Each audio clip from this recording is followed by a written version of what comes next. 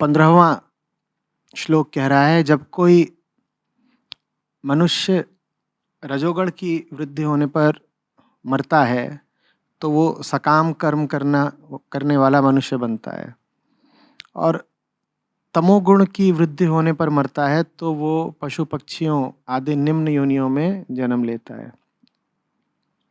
तो पूछ रहे हैं यतेंद्र कि क्या चेतना मनुष्य योनि तक विकसित होने के बाद भी पुनः पशु पक्षियों या निम्न योनियों में जन्म ले सकती है? अरे जरूर ले सकती है, और उसके लिए मरने की भी कोई जरूरत नहीं, उसके लिए दैहिक मृत्यु की भी कोई जरूरत नहीं, क्योंकि मर तो हम प्रतिपल ही रहे हैं ना। आत्मा अमर होती है, ठीक, इसका क्या अर्थ है? हमको गीता ने और वेदांत ने और सब ऋषियों ने बताया आत्मा अमर है। इसका अर्थ क्या है? इसका अर्थ है आत्मा ही अमर है। अगर आत्मा ही अमर है तो बाकी सब क्या है? नश्वर माने क्या? जो मर रहा है। अगर आत्मा मात्र अमर है तो ये जो मन है, फिर ये क्या है?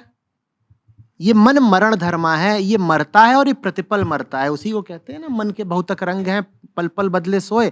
तो ये मन हर वक्त मर रहा है, मर के फिर जिंदा हो जाता है। एक रूप था, अभी मर गया, फिर मरा, फिर जिंदा हो गया। तो ये आवश्यक भी नहीं है कि आप सोचें कि कृष्ण शारीरिक मृत्यु की बात कर रहे हैं।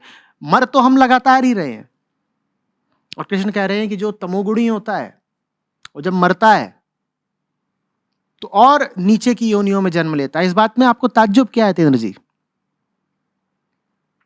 क्या आपने नहीं देखा इंसानों को गीदड़ों से ज्यादा डरा हुआ व्यवहार करते हुए? बोलिए, वो दिखने में इंसान है ना, पर महातमोगुणी है। तो गीदड़ सियार जैसा है कि किसी शेर का बचा कुचा खा ले, और कुत्ते भी भौंक दे तो भाग जाए। गांव में आ जाते हैं कई बार ये, इनकी कोई परवाह नहीं करता, इन्हें कुत्ते ही भगा देते हैं।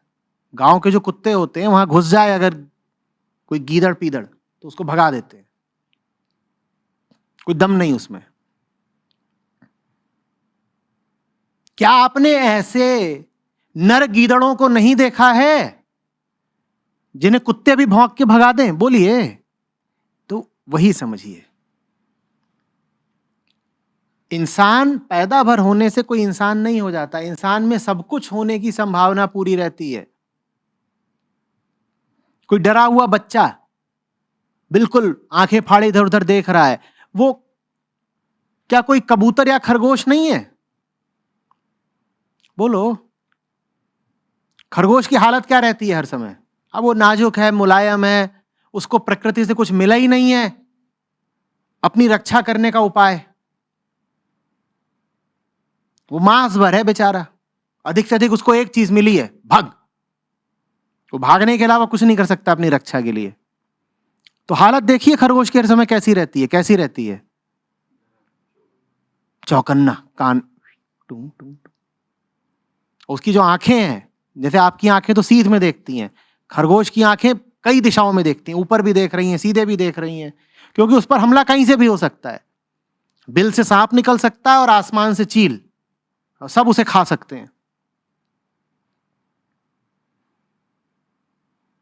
आपने नर खरगोश नहीं देखे हैं जो हर समय इसी में रहते हैं, अब कौन आ रहा है मेरा नुकसान करने? देखे हैं कि नहीं देखे हैं? उन्हीं की बात हो रही है यहां पे। प्रकृति में जितने भी जानवर हैं उनके समकक्ष आपको इंसान मिल जाएंगे, आपको नरसिंह भी मिल जाएंगे। सुंदर नाम है ना, नरसिंह। नरसिंह भी आपको मिल जाएंगे।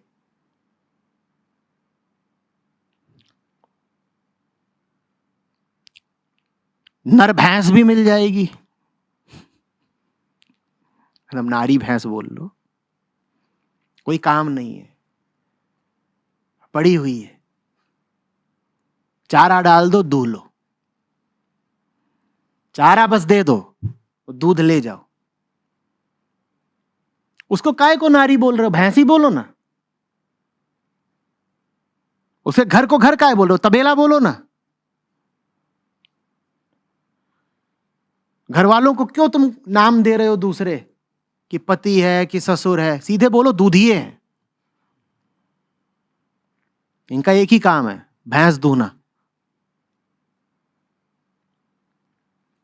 जितने तरह के जानवर देखोगे उनके समकक्ष तुम्हें इंसान की हरकतें भी दिखाई दे जाएंगी। कोई जरा जरा सा इकट्ठा कर रहा हो, होते हैं ना क्यों, SIPs कि हर महीने थोड़ा थोड़ा निवेश करेंगे, एक दिन बहुत सारा मिल जाएगा। ये चींटी नहीं है क्या? नन्ही चींटी एक दाना लेके जा रही है, फिर एक दाना और लेके जाएगी, फिर एक दाना और लेके जाएगी, और वो क्या चाहती है अंततः? कि बहुत सारा हो जाए। ये चींटी नहीं है तो ये नर चींटी हो गया। और मछली भी मिल जाएगी, मगरमच्छ भी मिल जाएगा, सब मिल जाएंगे इंसानों में। तो कृपा करके इस तरह की स्थूल कल्पना को बहुत महत्व ना दें कि जब मैं मरूंगा उसके बाद मैं कुत्ता बन के पैदा होऊंगा। अरे मरने के बाद कुत्ता बनते तो बड़ी गनीमत होती। हकीकत तो यह है कि हम अभी कुत्ते हैं। अस्तित्व का इंसाफ आपके मरने तक इंतजार थोड़ी ही करेगा। जब कुत्ते ऐसी हरकत कर रहे हो तो अभी कुत्ते हो ना, ऐसा थोड़ी होगा कि अगले जन्म में कुत्ते बनोगे। पर हमें यही लगता है, लोग आते हैं, मैंने जैसी जलील हरकत करी है मुझे लग रहा है अगले जन्म में सुअर बनूंगा। तो भाग, अगले जन्म तक थोड़ी, ये आई ना, ठीक से देखना। ये सोच रहे हैं कि इन्हें अभी 20 साल बाद सुअर होना पड़ेगा। पगले तू अभी है। पुनर्जन्म का असली मतलब यह होता है, इसी जन्म में तुमको सब निम्न योनियों का दुख भुगतना पड़ेगा। यह जन्म मिला था कि इंसान हो जाओ, बल्कि इंसान से बढ़ के देवता हो जाओ, बल्कि देवता से बढ़ के ब्रह्म हो जाओ। यह जन्म इसलिए मिला था। पुनर्जन्म का सिद्धांत है कि तुम्हें इसी जन्म में इंसान होने का तो सौभाग्य नहीं ही मिलेगा, देवत्व से और ब्रह्मत्व से भी पूरी तरह वंचित रहोगे, और इसी जन्म में तुम्हें सब कीड़ा मकोड़ा कुत्ता सुअर होने का कष्ट भोगना पड़ेगा। ये सब लोग जो घूम रहे हैं सड़कों पे, दुनिया में चलते दिखाई दे रहे हैं, सिर्फ इनकी देह को देखकर इन्हें इंसान मत मान लेना। उसके जीवन को देखो, उसके मन को देखो, उसके कर्मों को देखो, फिर तुम्हें पता चल जाएगा कि वो पशुओं की कौन सी प्रजाति है। बात आ रही है समझ में? दुनिया में अगर करोड़ों प्रजातियां हैं जीवों की, तो वो सब प्रजातियां कहां मौजूद हैं? हमारे भीतर मौजूद है। ये हम पे निर्भर करता है कि हम क्या होना चुनते हैं।